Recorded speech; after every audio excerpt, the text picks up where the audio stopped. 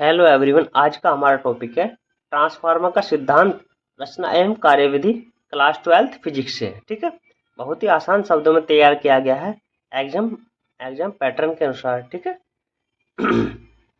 इसके बारे में पढ़ते हैं। ट्रांसफार्मर ट्रांसफार्मर विद्युत का एक ऐसा साधन या युक्ति है जिसकी सहायता से प्रत्यावर्ती वोल्टता को कम या ज्यादा मतलब अधिक कर सकते हैं। ठीक है, सिद्धांत यह अन्योन प्रेरण के सिद्धांत पर कार्य करता है। यह केवल प्रत्यावर्ती धारा के साथ ही कार्य कर सकता है, लेकिन दिष्ट धारा के साथ कार्य नहीं कर सकता है। ट्रांसफार्मर के प्रकार। ट्रांसफार्मर दो प्रकार के होते हैं, लेकिन ये कार्य के आधार पर अलग अलग होते हैं। नंबर फर्स्ट, उच्चाई ट्रांसफार्मर। यह ट्रांसफार्मर निम्न प्रत्यावर्ती वोल्टता को उच्च प्रत्यावर्ती वोल्टता में बदलता है। ठीक है, इसमें दो कुंडलियां होती हैं। नंबर फर्स्ट, प्राथमिक कुंडली। इसमें तांबे के पतले तार के फेरों की संख्या अधिक होती है, जिन्हें एनपी से प्रकट करते हैं।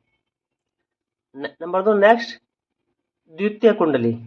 इसमें मोटे तार के कम फेरे होते हैं, इसे एनएस से प्रकट करते हैं, दर्शाते हैं। ठीक है, दर्शाते हैं। एनएस क्या है? एनएस है द्वितीय कुंडली में फेरों की संख्या। एनपी क्या है? प्राथमिक कुंडली में फेरों की संख्या। लो से हाई में कन्वर्ट करता है, लो वोल्टेज से हाई वोल्टेज में कन्वर्ट करता है। नेक्स्ट देखते हैं अपचाई ट्रांसफार्मर। अपचाई ट्रांसफार्मर यह उच्च प्रत्यावर्ती वोल्टेज को निम्न प्रत्यावर्ती वोल्टेज में बदलता है। इसमें प्राथमिक कुंडली में तांबे के मोटे तारों के फेरों की संख्या कम तथा द्वितीय कुंडली में पतले तारों के फेरों की संख्या अधिक होती है। NP less than NS. ठीक है, तो ये हाई को लो में बदलता है। एनएस क्या है?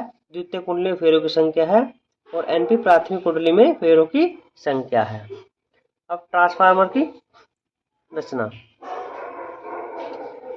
इसमें नरम लोहे की पत्तियों को एक के ऊपर एक रखकर आयताकार पट्टित क्रोड बनाई जाती है, जिससे क्रोड में कम भंवर धाराएं उत्पन्न हो। इस क्रोड पर तांबे के तारों से दो अलग अलग कुंडलियां बनाई जाती है, जिन्हें प्राथमिक एवं द्वितीय कुंडली कहते हैं।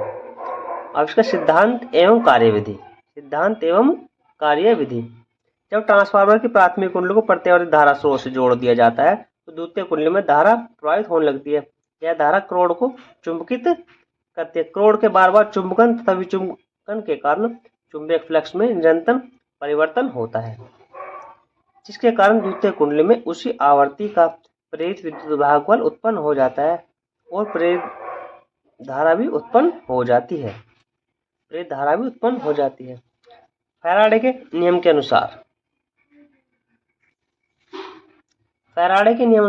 प्राथमिक कुंडली में प्रेरित विद्युत वाहक बल EP बराबर minus NP delta phi upon delta t हो जाता है। ये हमारे समीकरण नंबर फर्स्ट हो जाता है। द्वितीय कुंडली में प्रेरित विद्युत वाहक बल ES बराबर minus NS delta phi upon delta T.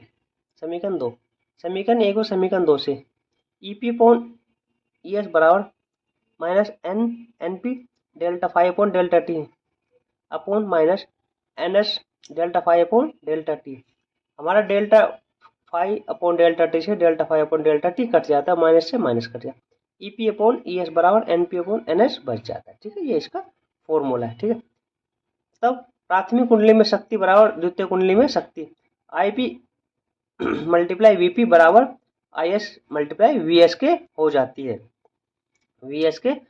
तब IP अपॉन IS बराबर VS अपॉन VP हो जाता है। ये फॉर्मूला नंबर 2 हो जाते हैं। ठीक है, प्राथमिक एवं द्वितीय कुंडली में धाराएं क्रमशः IP तथा IS हो तो ऊर्जा ह्रास नगण्य होगा।